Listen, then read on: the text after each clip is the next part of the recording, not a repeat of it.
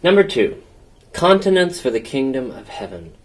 Part A, the words of Christ in Matthew chapter 19, verse 11 and 12. Christ's words and the rule for understanding. General Audience number 73 of March 10th, 1982. Today we begin to reflect about virginity or celibacy for the kingdom of heaven. The question of the call to an exclusive gift of self to God in virginity and celibacy plunges its roots deeply into the evangelical soil of the theology of the body. To show the dimensions proper to it, one must keep in mind the words by which Christ appealed to the beginning, and those by which he appealed to the resurrection of the body. The statement, quote, "When they rise from the dead, they will take neither wife nor husband," Mark chapter 12, verse 25, indicates that there is a condition of life without marriage, in which man, male and female, finds at one and the same time the fullness of personal giving and of the intersubjective communion of persons, thanks to the glorification of his whole psychosomatic being in the eternal union with God. When the call to continence for the kingdom of heaven finds an echo in the human soul, in the conditions of temporality, and thus in the conditions under which persons take a wife and take a husband, Luke chapter 20, verse 34, it is not difficult to perceive a particular sensibility of the human spirit that seems to anticipate, already in the conditions of temporality, what man will share in the future resurrection. Christ, however, did not speak about this particular vocation in the immediate context of his dialogue with the Sadducees. See Matthew chapter 22, verse 23 through 30, Mark chapter 12, verse 18 to 25, and Luke chapter 20, verses 27 to 36, when he appealed to the resurrection of the body. He had spoken about it already earlier in the context of the dialogue with the Pharisees about marriage and its indissolubility, as an extension, as it were, of that dialogue. See Matthew chapter 19, verses 3 through 9. His concluding words are about the so-called certificate of divorce allowed by Moses in some cases. Quote, "Because of the hardness of your heart, Moses allowed you to divorce your wives. But from the beginning it was not so. Therefore I say to you, whoever divorces his wife, except in the case of concubinage, and marries another, commits adultery." Matthew chapter 19, verse 8 and 9.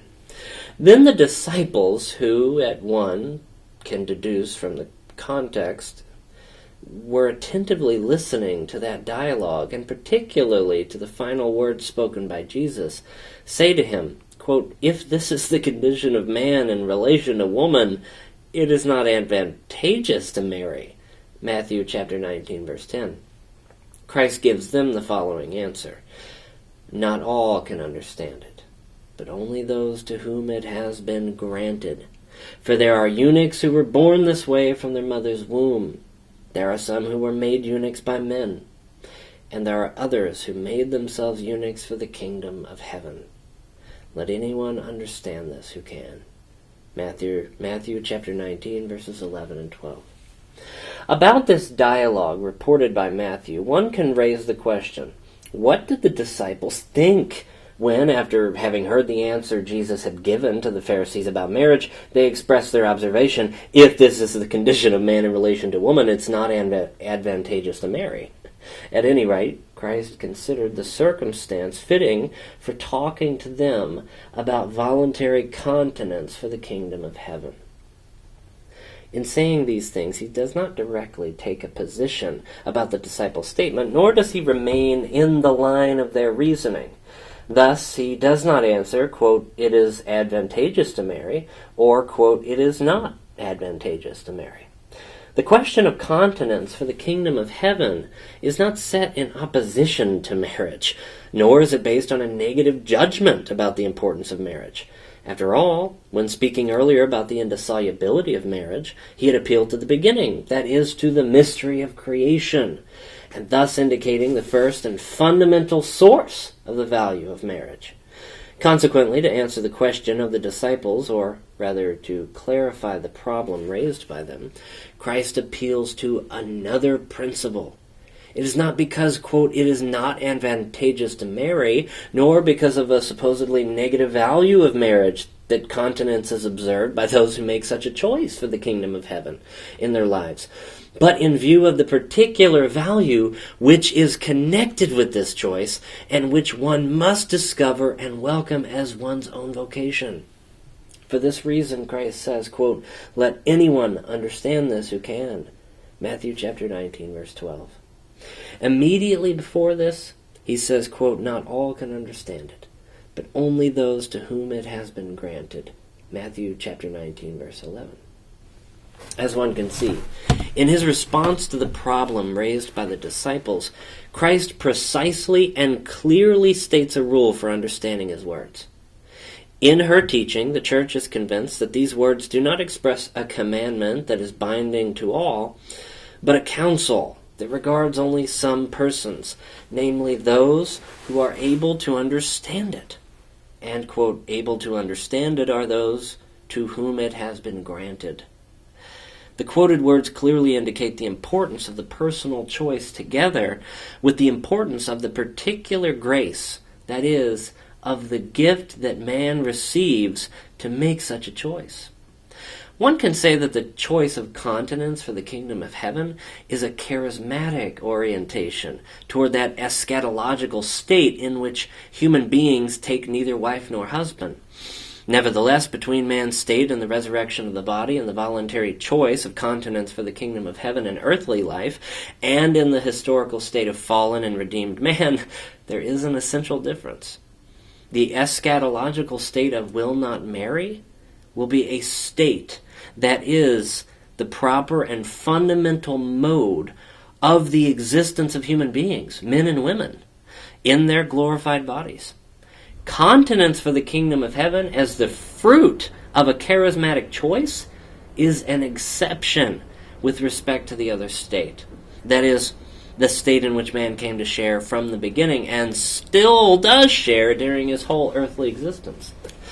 It is very significant that Christ does not directly link his words about continence for the kingdom of heaven with his announcement of the other world in which they will take neither wife nor husband, Mark chapter 12, verse 25. His words are found instead, as we have already said, in the continuation of the dialogue with the Pharisees in which Jesus appealed to the beginning, indicating the institution of marriage by the Creator and recalling its indissoluble character, which corresponds in God's plan to the conjugal unity of husband and wife.